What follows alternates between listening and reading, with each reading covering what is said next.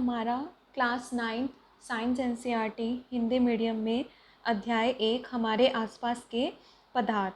तो सबसे पहले बच्चों हम ये जानते हैं इसका टाइटल क्या है।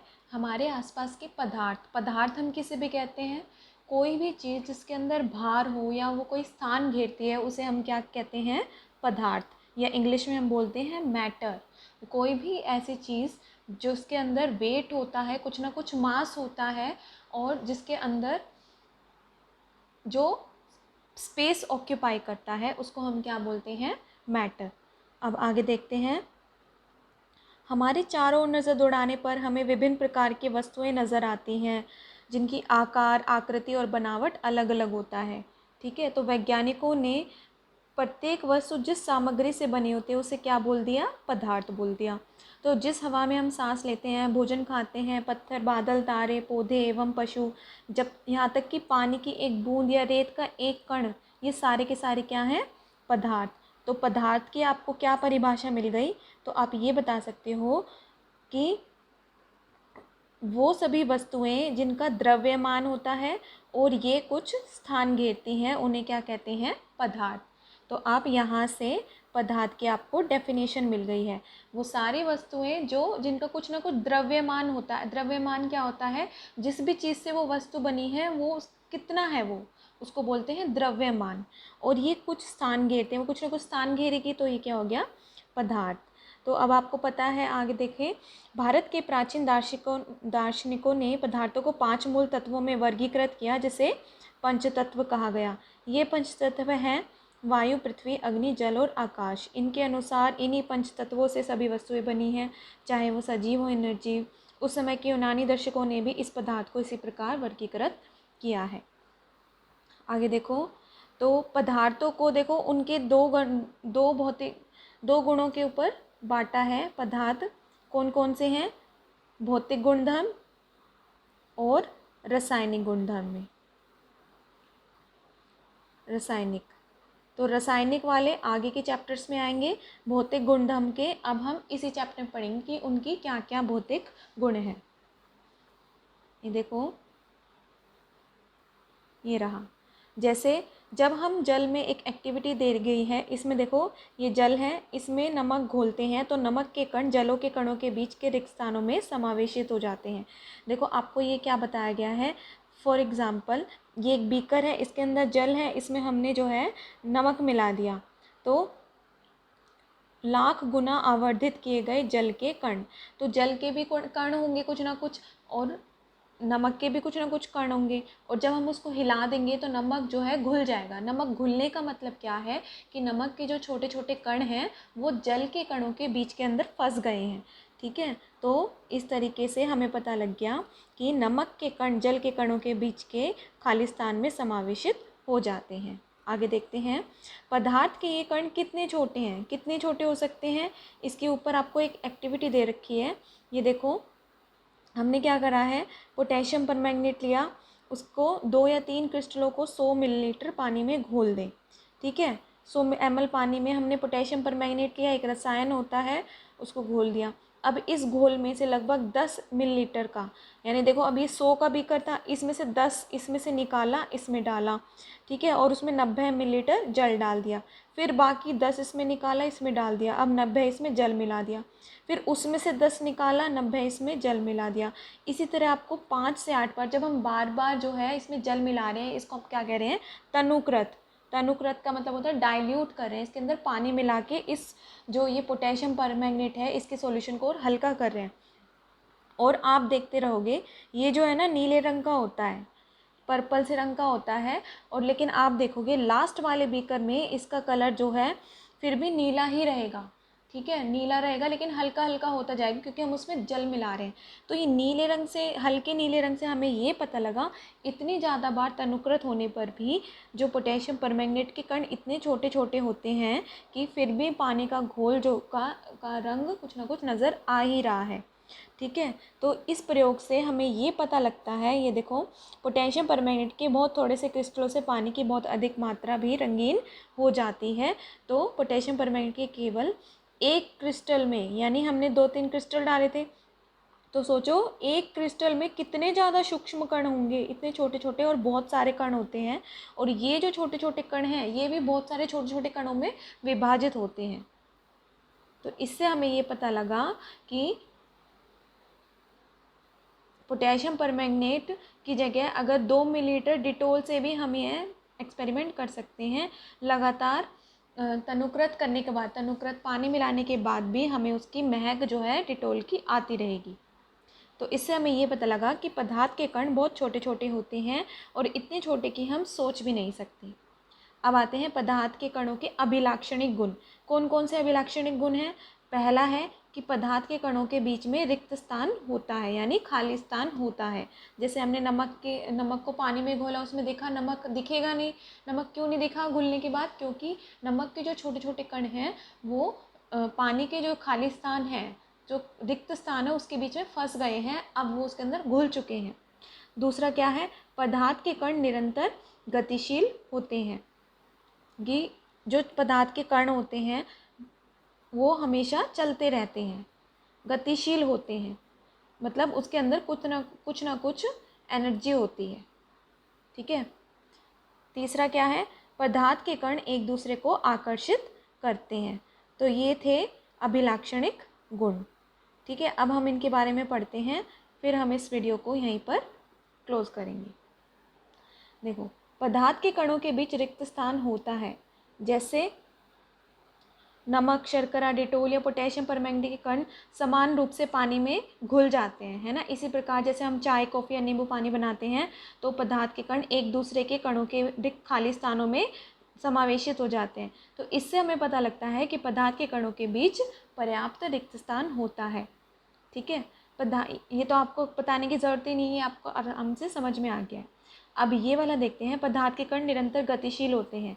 जैसे अगर हम एक कोने में धूपबत्ती जलाते हैं तो उसकी सुगंध जो है दूसरे कोने में भी आ जाएगी। वो क्यों आ जाएगी? क्योंकि जो है धूपबत्ती के जलने के बाद जो वेपर्स हैं वो चलते चलते एक पूरे कमरे में फैल चुकी है। फैलने को बोलते हैं विसरण हो चुका है। इस वजह से उसकी सुगंध पूरे कमरे में आएगी। ऐसे जब हम खाना पकाते हैं तब भी जो है उसकी स्मेल पूरे घर में हो जाती है। तो इसका मतलब क्या है? जो खाने के पदार्थ हैं छोटे छोटे जो गैस में बदल चुके हैं, अब वो पूरी जगह उनका विस्तरण हो चुका है, इस वजह से हमें उसकी स्मेल आ रही है। ऐसे देखो, एक एक्टिविटी दी गई है। जल से भरे 2 ग्लास या 2 बीकर ले लो। पहले बीकर के एक सिरे पर सावधानी से एक बूंद लाल या नीली शाही डालते हैं, दूसरे में शहद डालते हैं और इन्हें एक घर में या कक्षा में एक कोने में रख देते हैं। तो अब हमें इसको नोटिस करना है कि चाय की बूंद डालने के तुरंत बाद आपने क्या देखा, शहद की बूंद डालने के बाद क्या देखा। कि देखो, शाही है वो पूरे रंग को, एक में शाही ली और एक में शहद लिया, तो शाही वाला जो पूरा पानी नीला हो जाएगा, जो लाल चाय है तो लाल हो जाएगा। लेकिन शहद वाला डालने के बाद आपने छोड़ा नहीं तो वो एक जगह नीचे पड़ा रहेगा जब तक हम उसको अच्छे से घोलेंगे नहीं।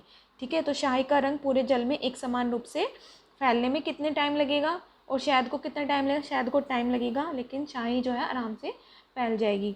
तो इससे भी आपको ये पता लगा कि शाही के जो कण थे उनके अंदर कुछ ना कुछ मूवमेंट थी, कुछ ना कुछ गति थी। इस वजह से हमें इस एक्सपेरिमेंट से ये पता लगता है कि कण जो है निरंतर गतिशील रहते हैं। ये वाला देखो, एक गिलास गर्म पानी से और दूसरा ठंडे पानी से भरें। गिलास में कॉपर सल्फेट या पोटेशियम परमैंगनेट का एक क्रिस्टल डालें और रखें। हिलाएं नहीं, क्रिस्टल को सतह पर बैठने दें। गिलास में ठोस क्रिस्टल के ठीक ऊपर आपको क्या दिखाई देता है? समय बीतने पर क्या होता है? और इससे ठोस और द्रवों के कण के बारे में क्या पता चलता है? क्या तापमान के साथ मिश्रित होने की दर बदलती है और कैसे? देखो, एक में इन्होंने बोला है गर्म पानी लेना है, दूसरे में ठंडा पानी लेना है। तो कॉपर सल्फेट बच्चों नीले रंग का होता है, इसके क्रिस्टल होते हैं। ठीक है, ठोस क्रिस्टल का मतलब है एक ठोस अवस्था होती है कॉपर की, और पानी में डालने पर वो नीला रंग देता है।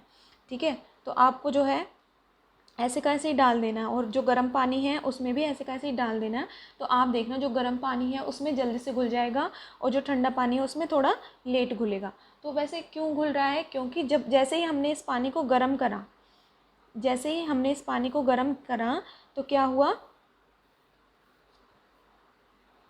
गर्म करने पर जो कॉपर सल्फेट क्रिस्टल पड़ा था बीकर में, अब उसके जो कण हैं उनकी गति बढ़ गई है। गति बढ़ने से वो हर जगह फैल जाएंगे और पूरे पानी का रंग नीला हो जाएगा। लेकिन ठंडे पानी का रंग भी नीला होगा पर थोड़ा सा धीरे होगा। धीरे क्यों होगा? क्योंकि अभी उसके जो कण हैं वो थोड़े से कम गतिशील हैं। लेकिन जैसे ही गर्म पानी है, गर्म पानी में कुछ ना कुछ ऊर्जा है, तो उन्होंने वो ऊर्जा जो हीट, ऊष्मा वाली हीट है ना उसके अंदर, तो वो हीट जो है उस उनके कणों की गति बढ़ा देती है। आगे देखो, पदार्थ के कण, इससे हमें पता लगता है कि निरंतर गतिशील होते हैं, अर्थात उनमें गतिज ऊर्जा होती है। गतिज जो काइनेटिक एनर्जी होती है ना, कोई भी चीज़ जिसके अंदर मोशन होता है, जो कोई भी चीज़ जो हिलती रहती है, आगे चलती रहती है, उसके अंदर कौन सी ऊर्जा होती है बच्चों? गतिज ऊर्जा, या हम बोल सकते हैं काइनेटिक एनर्जी। और तापमान बढ़ने से उसकी काइनेटिक एनर्जी या गति तेज हो जाती है। इसलिए हम कह सकते हैं कि तापमान बढ़ने से कणों की ऊर्जा भी बढ़ जाती है। तो इससे हमें पता लगा है कि पदार्थ के कण अपने आप ही एक दूसरे के साथ मिल जाते हैं। तो ऐसा कणों के क्यों होता है? पदार्थ, कोई भी पदार्थ दूसरे पदार्थ में क्यों घुल जाता है? क्योंकि वो उसके खाली स्थानों के बीच में फंस जाता है, समावेश हो जाता है। ठीक है, तो दो विभिन्न पदार्थों के कणों का अपने आप मिलना ही विसरण कहलाता है। मैंने आपको बताया था विसरण क्या होता है, कि दो कणों का आपस में मिलना ही विसरण कहलाता है। हमें यह भी पता होना चाहिए, पता चलता है कि गर्म करने पर विसरण तेज हो जाता है, क्योंकि उनके कणों की गतिज ऊर्जा बढ़ जाती है। अब तीसरा देखते हैं, पदार्थ के कण एक दूसरे को आकर्षित करते हैं। तो पदार्थ के कण एक दूसरे को कैसे आकर्षित करते हैं? जैसे यहाँ पर एक आपको एक्टिविटी दी गई है, आपको एक खेल खेलना है जिसमें 4 ग्रुप बना लिए, मानव श्रृंखला बना लिए। इस जैसे ये औरतें खड़ी हैं, आपको इसी तरीके से एक दूसरे को पीछे से कसकर पकड़ना है। दूसरा समूह क्या करेगा? एक दूसरे का हाथ पकड़ेगा। एक समूह तो जैसे वो औरतें खड़ी थी वैसे, दूसरा समूह जो क्या करेगा? एक दूसरे का ऐसे हाथ पकड़ेगा। ठीक है, और तीसरा समूह केवल उंगली, दूसरा समूह ऐसे हाथ पकड़ेगा और तीसरा समूह केवल उंगली पकड़ेगा। तो अब ये बताओ किसको तोड़ना सबसे आसान होगा? तीसरे वाले को। और सबसे मुश्किल किसको होगा? जो पीछे से कसके से हाथ पकड़ी गई थी। तो इससे हमें पता लगा कि पार्टिकल्स भी, जो पदार्थ के कण होते हैं, वो भी एक दूसरे को इसी तरह आकर्षित करते हैं। अच्छा देखो, पहले हम एक और एक्टिविटी पढ़ लेते हैं, फिर हम इसको निष्कर्ष बताएंगे। एक लोहे की कील लेनी है, एक चौक का टुकड़ा लेना है और एक रबर बैंड का टुकड़ा लेना है। ठीक है, इन पर हथौड़ा मारकर, काटकर या खींचकर इनको अलग करना है, मतलब तोड़ना है। ठीक है, तो इनमें से सबसे ज़्यादा बल किस पर लगेगा? चौक पर लगेगा, लोहे की कील पर लगेगा, या फिर रबड़ बैंड पर लगेगा? तो आपको पता होना चाहिए सबसे ज़्यादा कील पर लगेगा, फिर चौक पर लगेगा, चौक का जो टुकड़ा है, फिर रबड़ पर लगेगा। क्योंकि जितना ज़्यादा हमें बल लगाना पड़ा इसको तोड़ने के लिए, इसका मतलब है उतना ही ज़्यादा वो उसके कण जो है एक दूसरे से आकर्षित हैं, और जितना कम लगाना पड़ेगा उतने ही कम जो है वो उनके बीच का बल कमज़ोर है। ठीक है, तो इससे हमें पता लगता है कि बल कणों को एक साथ रखता है। इस आकर्षण बल का सामर्थ्य प्रत्येक पदार्थ में अलग अलग होता है। अच्छा, ये देखो, एक थाली में जल लेकर उसे उंगली से काटने का प्रयास करें, क्या जल की सतह कटती है? जल की सतह न कटने का क्या कारण है, यही बताइए। क्योंकि उसके देखो, हम पानी के अंदर आराम से हाथ दे देते हैं, तो पानी के अंदर जगह तो है, लेकिन वहाँ से जो है पानी हटता नहीं है, पानी फिर भी रहता है। क्यों? क्योंकि पानी के जो कण हैं छोटे छोटे, वो आपस में एक दूसरे को आकर्षित करते हैं, उनके बीच में आकर्षण बल होता है। ठीक है, तो यहाँ से बच्चों आज हमें क्या पता लगा है कि पदार्थ के क्या क्या अभिलाक्षणिक गुण होते हैं। पहला हमें पता लगा कि पदार्थ के कणों के बीच रिक्त स्थान होता है। दूसरा, ये निरंतर गतिशील होते हैं। तीसरा, ये एक दूसरे को आकर्षित करते हैं। अब हम इस पर आधारित अभ्यास के प्रश्न उत्तर करते हैं। इनमें से कौन कौन से पदार्थ हैं आप बताइए? कुर्सी, वायु। कुर्सी है, हाँ है, क्योंकि इसके अंदर भार होता है और ये जगह भी घेरती है। वायु है, क्योंकि वायु में भी भार होता है और ये जगह भी घेरती है। स्नेह, स्नेह एक भावना है, तो ये पदार्थ नहीं है। गंध, गंध भी नहीं है। घृणा, ये भी नहीं है। बादाम, बादाम भी है। विचार नहीं है। शीत, ये भी नहीं है। नींबू है। पानी है। इत्र की सुगंध, ये भी नहीं है। ठीक है। दूसरा देखो, गर्मा गर्म खाने की गंध कई मीटर दूर से ही आपके पास पहुंच जाती है, लेकिन ठंडे खाने की महक के लिए आपको उसके पास जाना पड़ता है। तो आप इसका क्या कारण बताएंगे, गर्मा गर्म खाने की गंध कहीं दूर से क्यों पहुंच जाती है? ये मैंने आपको पहले भी एक्सप्लेन किया था। क्यों? क्योंकि जो गर्मा गर्म खाना होता है उसके जो कण होते हैं उनके अंदर गतिज ऊर्जा होती है। तो गतिज ऊर्जा होने की वजह से वो कण निरंतर गतिशील चलते रहते हैं, और जैसे ही वो गैस वाले होते हैं तो वो एक जगह से दूसरे स्थान पर समावेशित हो जाते हैं, और वो हर जगह उनका विसरण हो जाता है। इस वजह से हमें गर्मा गर्म खाने की गंध कई मीटर दूर तक पहुंच जाती है हमारे पास, लेकिन ठंडे खाने के लिए आपको हमें उसके पास आना पड़ता है।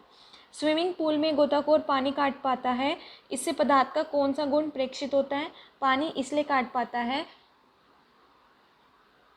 कौन सा गुण प्रेक्षित होता है? इससे हमें ये पता लग पाता है कि पदार्थ के कणों के बीच में रिक्त स्थान होता है, तभी तो वो आराम से काट पा रहा है।